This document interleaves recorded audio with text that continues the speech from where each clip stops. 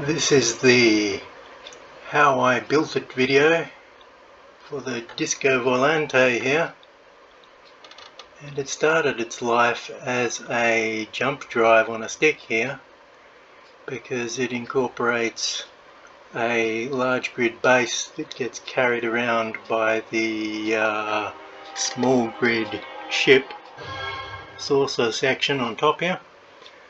So most of what you can see at the bottom there is a fat jump drive surrounded by armour, and then I've added these crescents of ion engines for the inside of the saucer section, and gradually adding layers, so down engines down on the floor and upward facing engines facing up out of the floor that I need to switch off to walk on or I get burnt feet.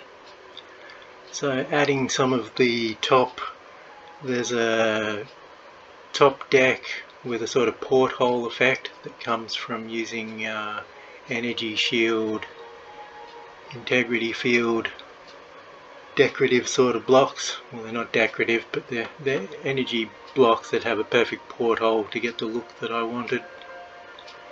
So 22 large reactors packed mostly into the front and then a few spares down the back. You don't want all your eggs in one basket there. Starting to add some external armour, so this is some of the more or less final external armour on the nose here, and some experiments still going on down the back. So half a shell on the top half, still missing a floor at this stage. So turrets on the roof, turrets on the underside, and then sort of bare flying saucer style, just armoured sides with these crescents of ion engines tucked inside, internal engine style. My spinning disco lights, of course, essential. Testing those out. Still didn't have any doors on the nose at this point. So getting to a finished flyable stage, but underside armour was missing. Doing some of the interior with a nice name. So the other large grid stuff that I've got there is some furnishing, some lockers and that sort of thing sitting on top of the jump drive, and then just a big connector and a control panel and a couple of couches, and that's all the large grid stuff I've got.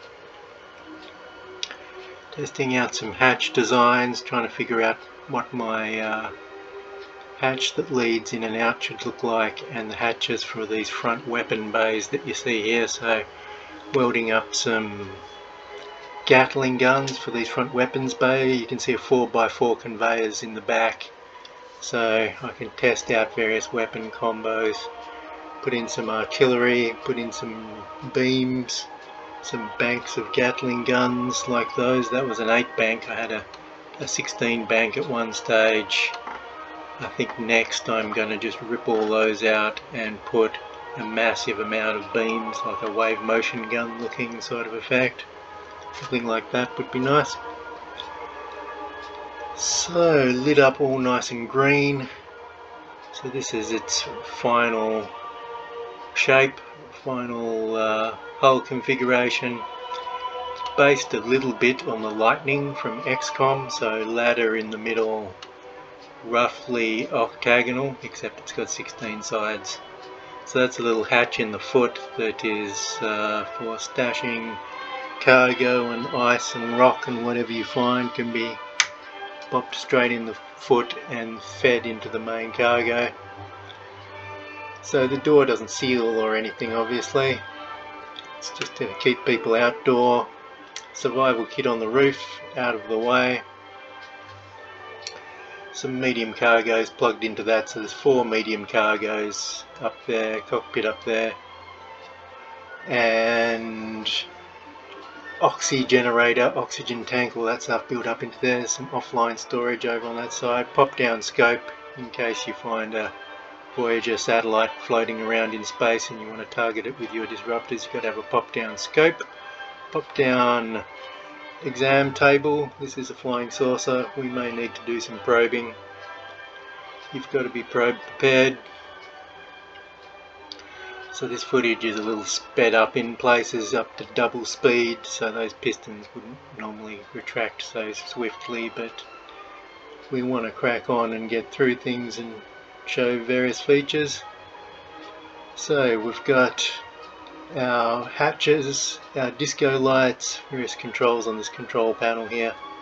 So if you want to have a dance in the on the bridge there on top of the jump drive, you've got to hit the disco lights first.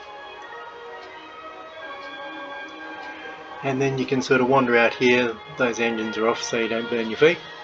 And it's a wrap-around engine room kind of system, so you can get access to everything you need.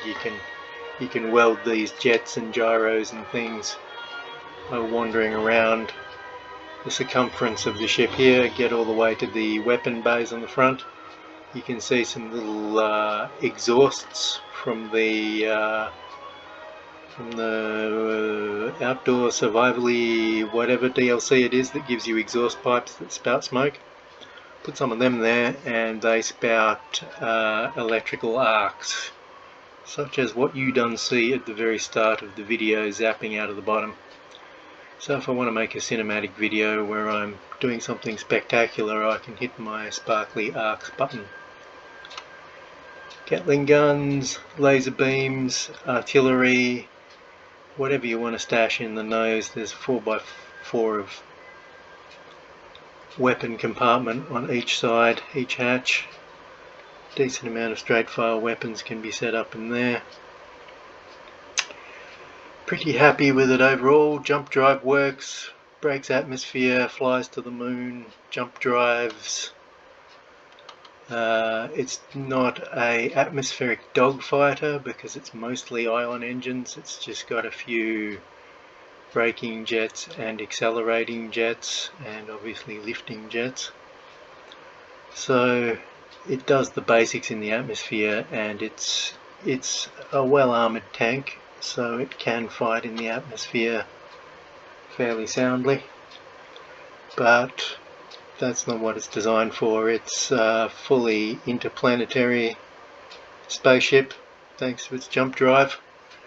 So it's got the small grid detail and a lot of the fun small grid items that I can use with the large grid jump drive capability tacked onto it, which is not bad.